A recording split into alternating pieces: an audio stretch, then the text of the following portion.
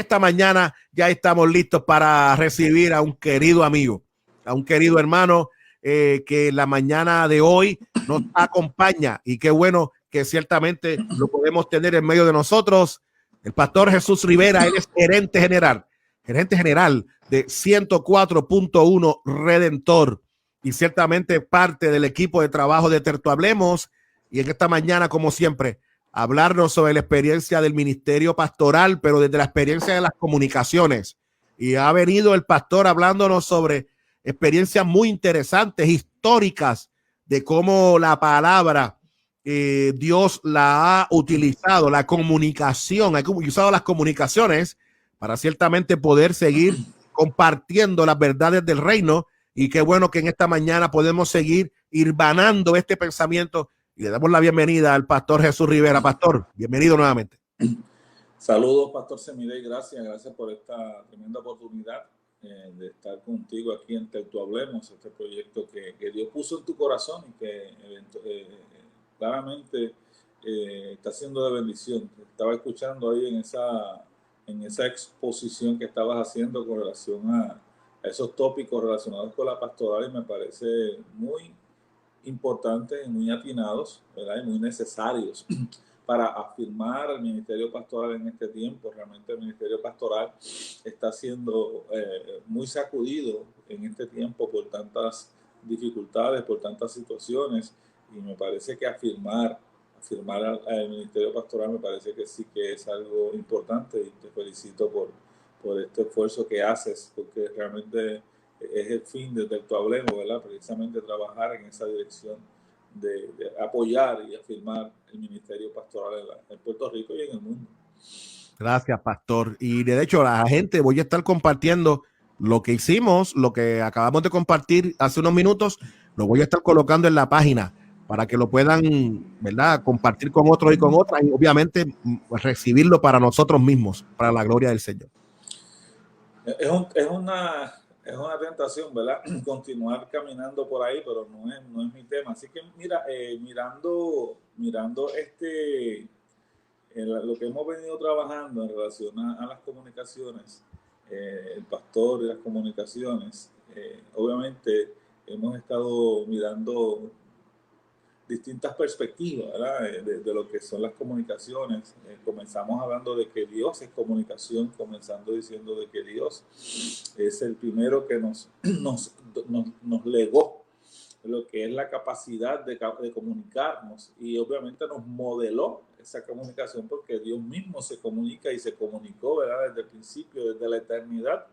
Hay un diálogo, hay una comunicación, hay un acuerdo en la Trinidad, ¿verdad? En ese elemento trinitario de hagamos al hombre, de a quién enviaré, y él me dijo, yo dije, heme aquí, envíame a mí. O sea, vemos elementos importantes de comunicación desde el punto de vista de Dios, desde el punto de vista de la comunicación, ¿verdad? Y me parece que si podemos hablar, si podemos pensar, si podemos razonar, lo debemos precisamente a un Dios que nos creó y que nos hizo con estas capacidades, con esta virtud de podernos comunicar. Y yo creo que algo que nosotros tenemos que valorar y enseñar y promover es precisamente eso, la capacidad del ser humano de comunicarse. Y si algún problema tienen los seres humanos en este tiempo, y lo han tenido desde la misma caída del hombre, es un problema un problema de comunicación.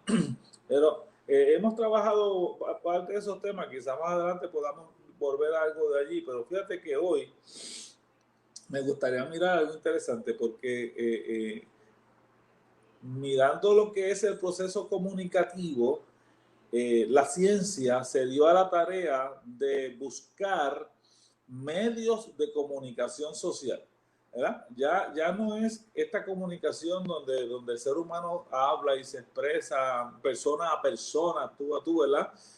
Que de hecho de esta forma se desarrolló el ministerio de Jesús, y lo hemos dicho, ¿verdad? O sea, el ministerio de Pablo, o sea, el ministerio de los apóstoles. Si los apóstoles hubiesen tenido un medio de comunicación social más amplio, ellos pudiesen haber avanzado mucho más en su ministerio. No obstante, el alcance en aquel momento de su ministerio se limitó a los lugares que podían visitar, a los sitios donde podían ir.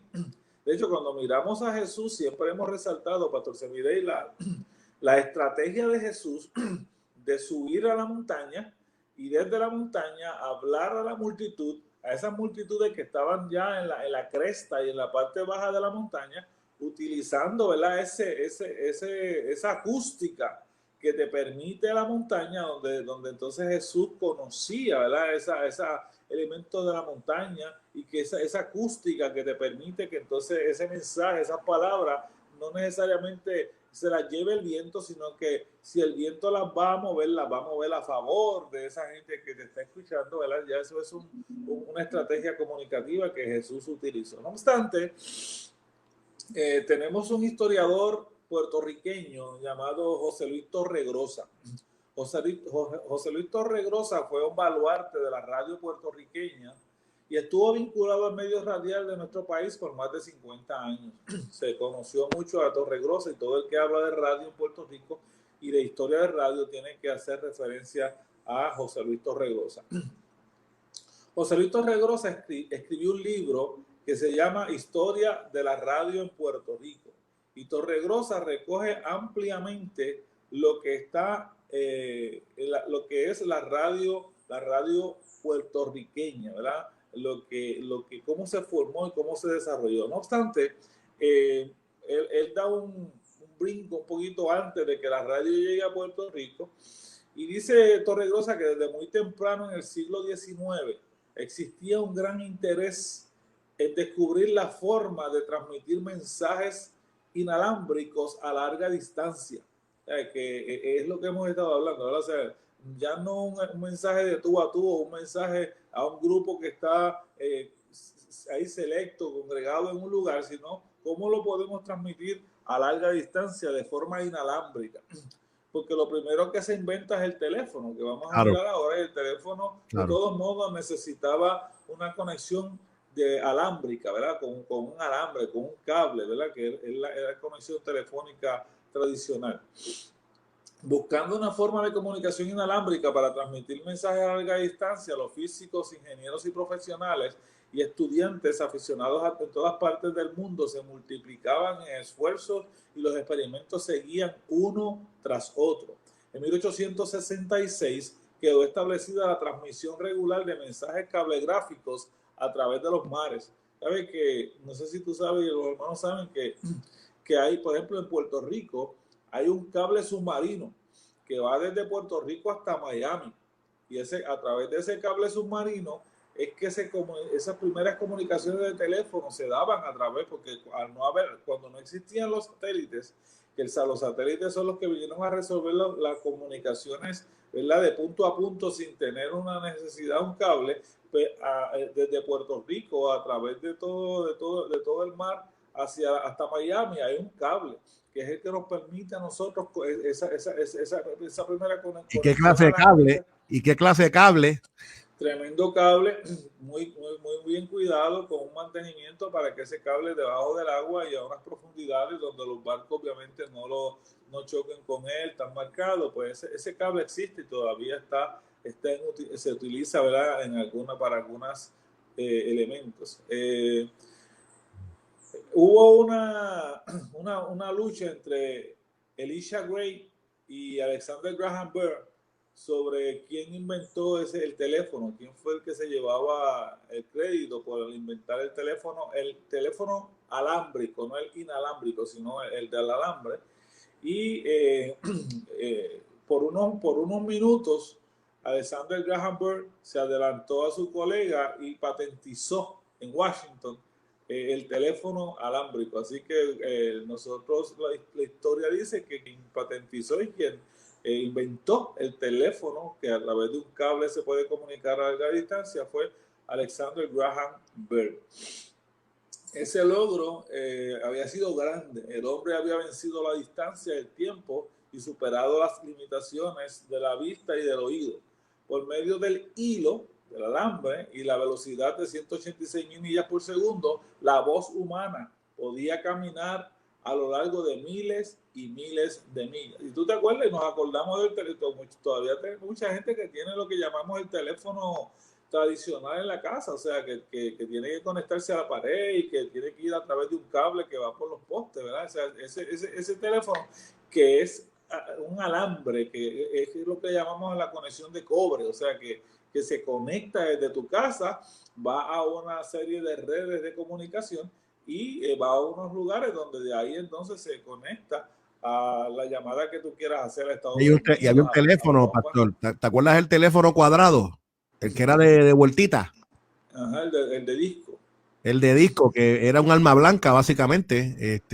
Aquello, aquello era pesado, muchachos, y tú le dabas por encima a alguien con eso. Voy a quitarle la vida, eso era terrible. Ese teléfono, el modelo se llama, nosotros lo conocemos como el K500.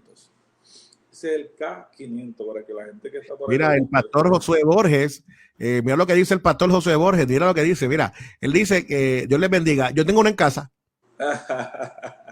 El pastor Josué Borges es el director, es el presidente de la Junta de Directores de 104.1 Redentor conectado con nosotros, y él dice que tiene una en la casa. Muy bien.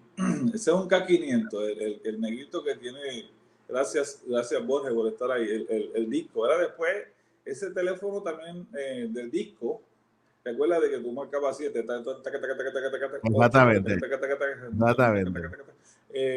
Ese teléfono luego se sustituyó por más o menos el mismo modelo, pero entonces ya era con push button, que entonces podía con el tono, ¿verdad? Para poder marcar ese nombre. Pero el hombre seguía, continuaba su incansable búsqueda de un medio que le permitiera comunicarse sin la necesidad de uso de hilos cablegráficos. Y surgieron las figuras extraordinarias de Thomas Alva Edison, James Clerk Maxwell, Enrique Hertz y Guillermo Marconi, y a cuyo talento se debe que el 12 de diciembre de 1901 quedara completado y comprobado definitivamente que era posible la comunicación a larga distancia inalámbrica. Como nos expone Torregrosa, en el principal propósito era resolver la preocupación de comunicación a distancia sin la necesidad de un cable. Eventualmente nos podemos conectar a un cable o sea, dice que el pensamiento es que, por ejemplo, la mayor preocupación era que no se podía, por ejemplo, los barcos. Tú sabes que estaba el issue del Titanic. O sea, el Titanic se hunde y no hubo un medio de comunicación. Correcto. De manera que se pudiera transmitir que tenían problemas. Así que toda la preocupación mayor principalmente generaba en torno a cómo podíamos comunicarnos con los barcos, porque no podías conectarle un cable, ¿verdad?, a los barcos que estaban en movimiento y que estaban en alta mar. Para resolver esto se realizaron experimentos y descubrimientos que inicialmente lograron establecer una comunicación radial a corta distancia y de punto a punto.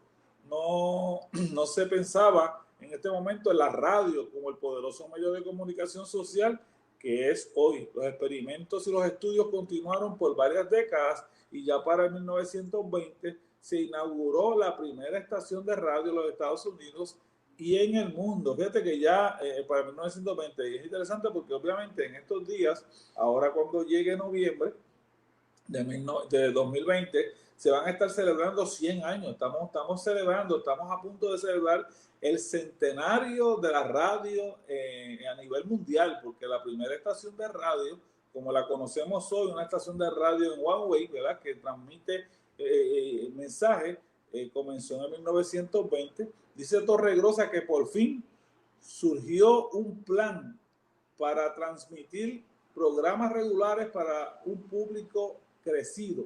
La primera emisora de radio, propiamente hablando, fue la KDK de Washington y era de la White House en Pittsburgh. En Pittsburgh, Tennessee, se establece esa primera estación de radio, la KDK, que la montó la compañía Westinghouse, o sea, que fue la compañía que montó ese proyecto el 2 de noviembre de 1920, día de las elecciones, y pudo incluir en su transmisión la noticia del triunfo de Harding sobre Cox. Ese 2 de noviembre de 1920 hubo elecciones en los Estados Unidos y ese día se prendió, vino al aire la primera emisora de la Westinghouse la KDK de Pittsburgh, Tennessee, y de lo primero extraordinario que transmitió esa estación de radio. ¿Quién ganó las elecciones? Que hubo las elecciones y que ganó Harding sobre Cox. Fíjate, pastor, y es interesante lo que estás planteando, y para beneficio de los amigos y de las amigas que están conectadas con nosotros y conectados, es importante que ciertamente ustedes, en el recorrido que el pastor Jesús Rivera está realizando, que todos nosotros podamos entender que estos datos históricos que nos está presentando el pastor es interesante, porque Jesús, cuando envía a los discípulos, los envía de dos en dos a predicar y que vayan a las casas de la gente. Pero si hubiera estado la radio en ese momento, los hubiera enviado a una emisora para poder llevar el evangelio a toda criatura.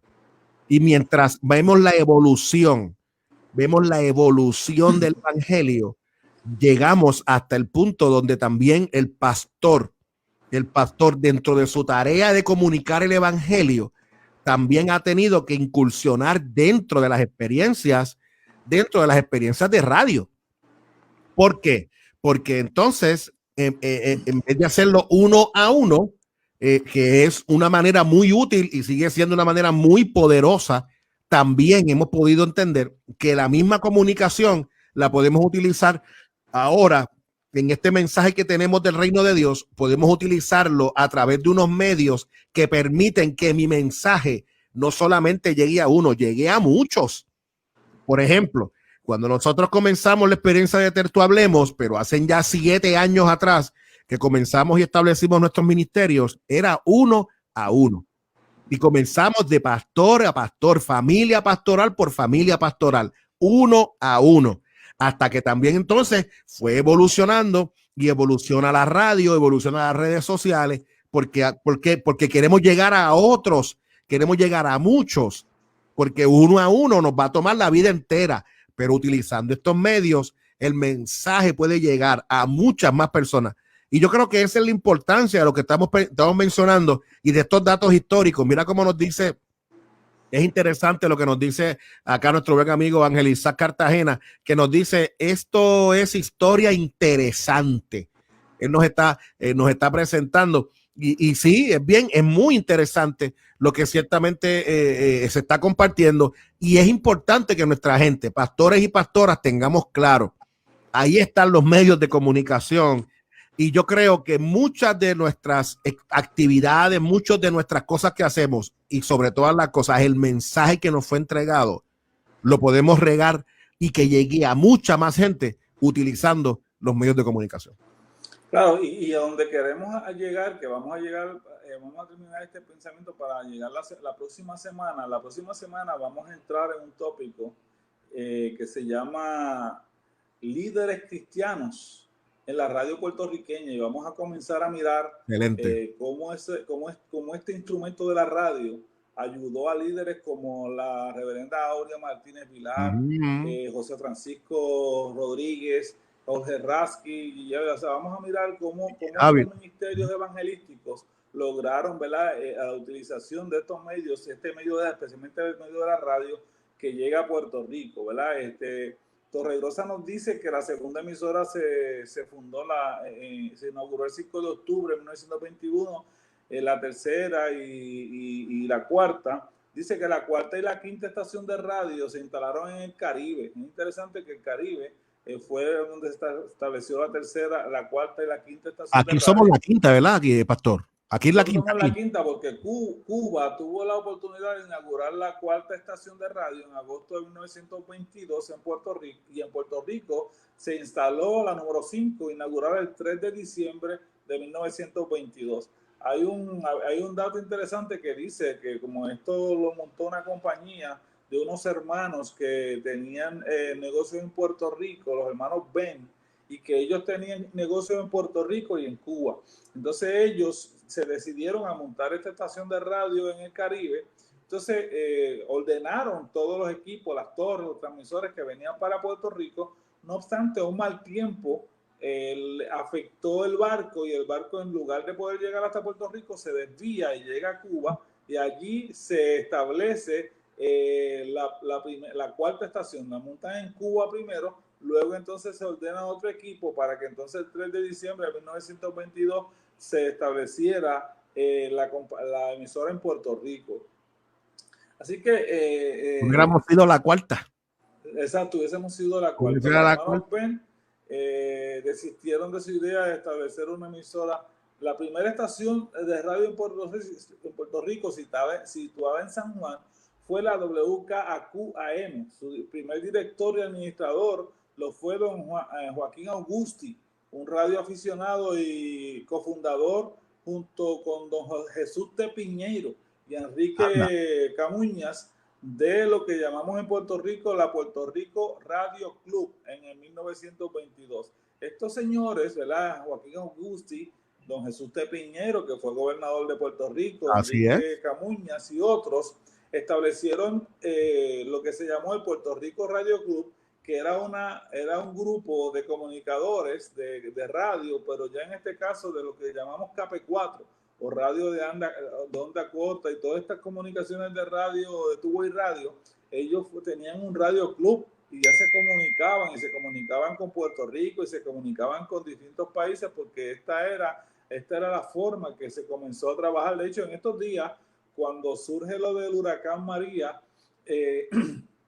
echaron mucho de menos las posibles comunicaciones a través de lo que son KP4 y demás, y se está trabajando también para restablecer y darle oportunidad a que esta gente que tiene la capacidad y las licencias para comunicarse a través de sistemas de KP4, sistemas de tubo y radio, pues puedan también ser útiles, porque en medio de los procesos donde todo se cae, donde se cayó inclusive la telefonía, estos sistemas de tubo y radio que van con un radiocito pequeño que tú tienes en tu casa con una antena, tú la puedes levantar inmediatamente y puedes establecer la comunicación. Así que la estación WKQ se mantuvo como la única estación hasta 1934. De 1922 a 1934 era la única emisora. Cuando surge la segunda estación en el país, la WNEL, ubicada también en San Juan, y en 1936 don Julio Conesa funda la tercera emisora en Ponce, WPRP, que la construyó utilizando una torre y una antena fabricada de madera.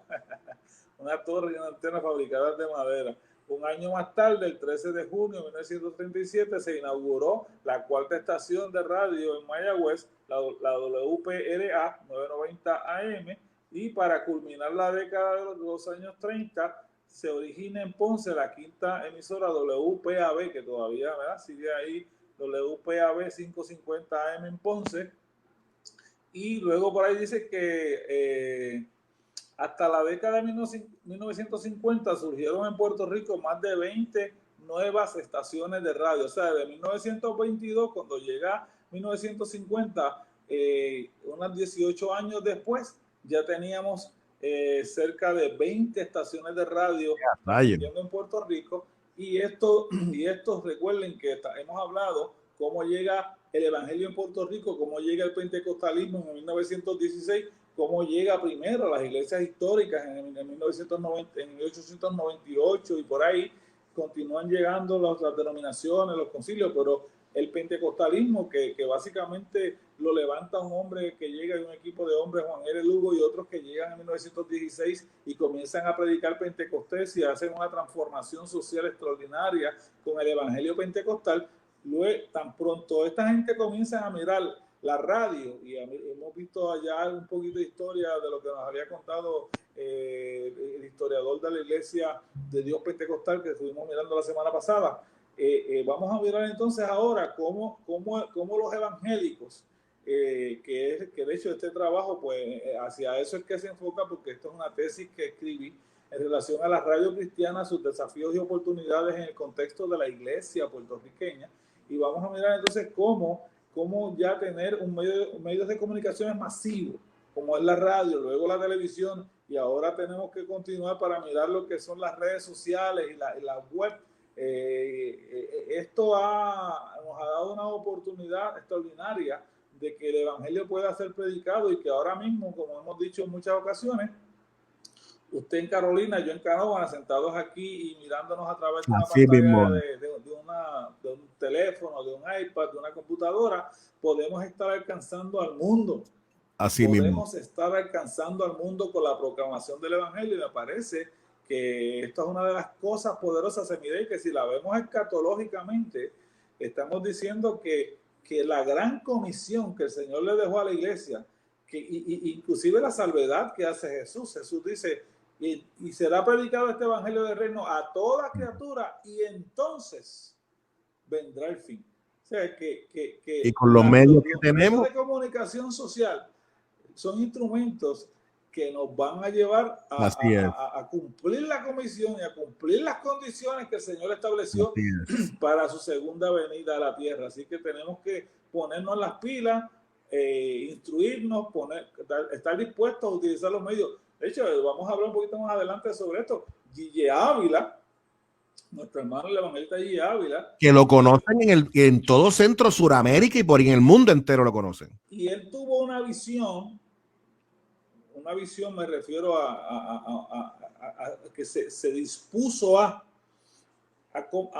conseguir 5 satélites. Él quería cubrir todos los 5 continentes a través de su sistema de televisión, porque él entendía que una vez que esto se pudiera lograr, que la cadena del milagro con el mensaje de la predicación del evangelio pudiese cubrir los 5 continentes del mundo a través de una cantidad de satélites, que esto lo vamos a explicar más adelante, entonces se estaba cumpliendo con la gran comisión de que el mundo entero estaba escuchando el evangelio de Jesucristo. Así que me parece que es importante los medios de comunicación social. Mira, pastor, tengo por aquí que Madeline nos dice, Rodríguez, que yo tuve un radio 350 y eso era bien útil.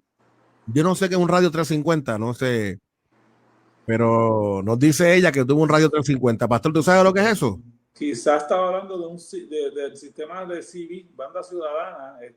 Yo también tuvimos CV, Banda Ciudadana. Yo creo que tú también, no sé si tú llegaste a tener, que eran los radios de comunicación ciudadana, que nos comunicaban por ahí y teníamos nuestros nombres y 10-4 y sí, de eso yo tuve, sí. ¿Dónde te encuentras? Y vamos ese sistema, ¿verdad? Que se ponía hasta nombre, se ponía un nombre y todo. Exacto. Vuelvo y te digo, ¿cuál estudié? Esa era la clave que uno usaba para... Tu 10-15. ¿Ah? Tu 10-15 creo que era. 10-15 era donde tú estabas, pero que había un nombre para decir cuál era tu seudónimo, ¿verdad? En ese sistema y ahí pues la gente, ese era el Facebook de aquel momento. Qué cosa. Y es interesante, pastor, y es importante que nosotros podamos hablar de estos temas a los amigos que nos escuchan y hablar de este tema. ¿Por qué?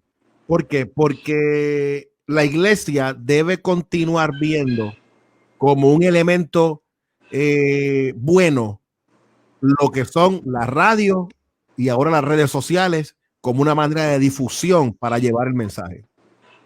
No estamos hablando de que se deje hacer el 1 a 1, porque siempre el 1 a 1 va a ser importante, pero llevar el mensaje podemos utilizar nuestras redes.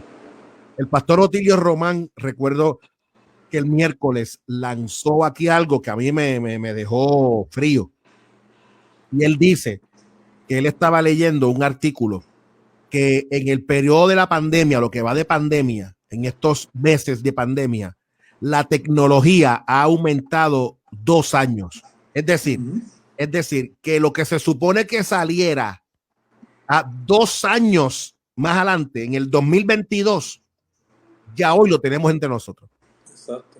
Ha sido un brinco. Ha sido un brinco histórico en lo que tiene que ver con la tecnología, redes sociales y un montón de cosas. Ok, y tenemos 2 alternativas, pastor: o quedarnos pensando que eso es el diablo y es el anticristo, o las usamos para llevar el evangelio porque nos dieron una noticia que tenemos que llevarle a la gente.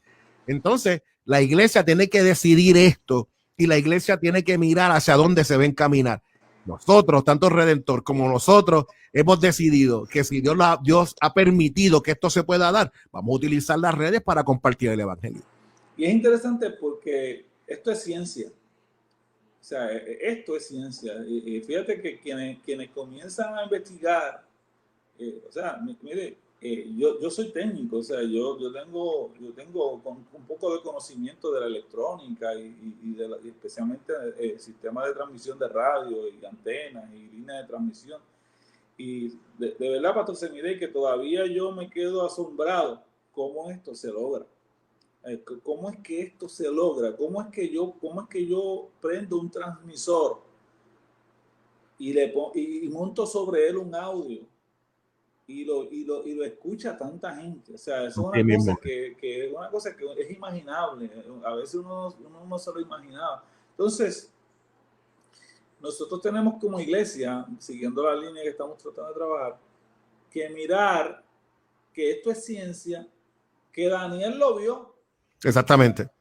La ciencia se multiplicaría, dice Daniel. Así es. Y aquello fue un mensaje escatológico para Daniel, un mensaje escatológico que nosotros ya vimos su cumplimiento. Así es, ya estamos viviendo. Nosotros ya vimos su cumplimiento. Entonces, cuando nosotros miramos esta historia que quise traer aquí, que yo sé que a veces puede tornarse un poquito aburrida, pero es necesaria porque nos demuestra cómo Dios, porque no podemos sacar a Dios de la fórmula, cómo Dios fue llevando a la gente para lograr que esto fuera una realidad, esta tecnología.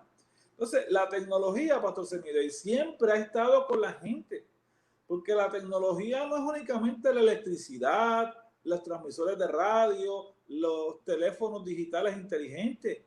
¿Sabe? Cuando no había, por ejemplo, en el tiempo de Roma, cuando el evangelio llegó, fíjate cómo dice Gálatas, mas venido el cumplimiento del tiempo, Dios envió a su hijo nacido de mujer, sujeto a la ley, para que la escritura se cumpliese. Entonces, cuando uno mira a qué se está refiriendo el apóstol, o sea, qué estaba en el corazón de Dios, cuáles fueron las condiciones que Dios previó que eran necesarias para la llegada de Jesús. Entonces, es interesante que Roma está en el poder, los griegos ya han terminado